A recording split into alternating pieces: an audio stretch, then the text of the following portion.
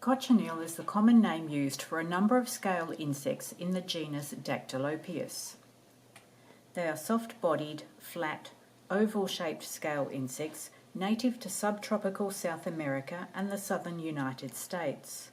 The females, wingless and about 5 millimeters long, cluster on the pads of prickly pear cacti in the genus Opuntia. Mated females lay eggs that hatch almost the moment they hit the cactus pad. The nymphs then wander around the cactus, eating and growing, and, because conditions are hot and dry, producing wax filaments that protect them from the sun and desiccation. On windy days, these filaments can cause the nymphs to be picked up by the breeze and carried to new cactus plants, thus spreading the species. Adult males look different to the females as they have wings and can fly to wherever they are needed. However, their lifespan as an adult is short, only a matter of days. Like all insects, cochineals have hemolymph in their bodies, the equivalent of our blood. In their hemolymph, they have high levels of carminic acid. Carminic acid is used by the scale as a defense mechanism, with it being a deterrent against insect predators. Carminic acid has another attribute. It turns the scale insect's hemolymph red. This red hemolymph was found to be a wonderful colouring agent. The indigenous people of South America devised complex systems to cultivate and harvest both the insect and its host cactus to produce the pigment for dyeing fabrics. Cochineal dye was used by the Aztec and Maya peoples of North and Central America as early as the 2nd century BC. The insects were collected from the cactus by hand, dried in the sun or an oven, and then ground into a powder. This powder could be mixed with water or other carriers to make dyes, pigments, and paint. The colours achieved could be varied by using additives or different species of cochineal insect. But it was the 16th century Spanish invaders of the land that gave cochineal to the rest of the world. The Spanish quickly realised that money could be made from exporting the cochineal dye to Europe. Until this point in time, Europe did not have a red pigment of such intensity, and cochineal dye gained much status and value. Demand increased significantly, and it became the region's second most lucrative export after silver.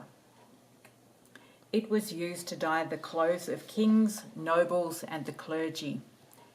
And by the 1600s, cochineal also gave the English redcoats their distinctive officers' uniforms. Gradually, the rest of the world learned the secret of cochineal, and large-scale production of the insect emerged. In 1788, Captain Arthur Phillip collected a number of cochineal-infested plants from Brazil while on his way to Australia. The intention was to establish an Australian cochineal industry. The attempt was a failure in two ways. The Brazilian cochineal insects soon died off, but the cacti thrived, eventually overrunning about 259,000 square kilometres of eastern Australia. The cacti were eventually brought under control in the 1920s by the deliberate introduction of a South American moth, Cactoblastis cactorum, the larvae of which feed on the cactus. But the demand for cochineal fell sharply in the middle of the 19th century with the appearance of cheaper artificial dyes. This caused a significant financial shock in Spain, as a major industry almost ceased to exist. However, cochineal has become commercially valuable again. One reason for the increasing interest in natural dyes is consumer concern over the possibility that some commercial synthetic red dyes may be carcinogenic. Cochineal is still used today as a fabric dye and in cosmetics like lipstick and rouge.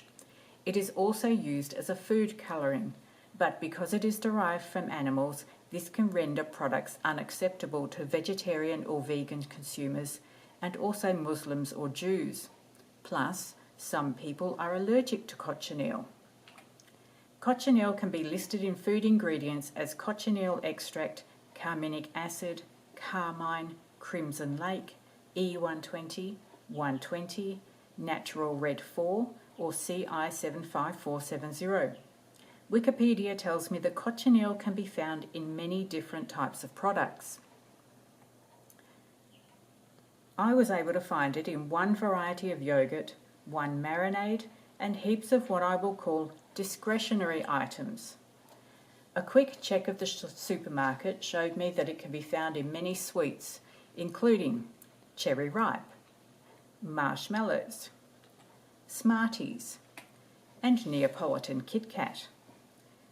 But it can also be found in ice cream, flavoured milk, biscuits, cereals, and cake mixes. Just about anything coloured red or pink. Something I found interesting though was that cochineal is not consistently used across a range of seemingly similar products. For example, and I'll start by saying that I didn't expect to find it here at all, cochineal can be found in some Arnott's Tim Tam products, but not others.